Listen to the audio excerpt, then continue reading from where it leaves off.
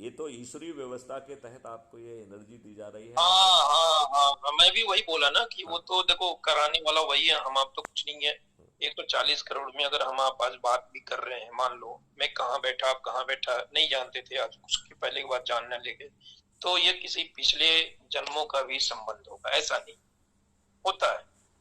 और वो वही कराता है जब बिल्कुल। समय होता है, जब समय का प्रारब्ध होता है तभी आदमी मिलता है, तभी आदमी बातें होती हैं। 4 दिन से 6 दिन से 1 सप्ताह से मैं आपका वीडियो देख रहा था और आज ही प्रारब्ध लिखा था, तो हम लोग ने आज आप बात करी।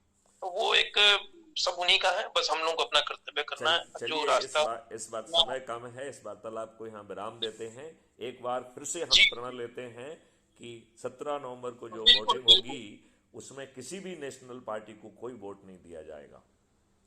बिल्कुल बिल्कुल सभी बिल्कुल, नेशनल पार्टी हो गया हारेंगी। ये।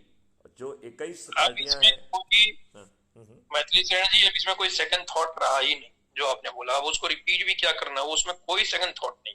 चलिए बहुत सुंदर।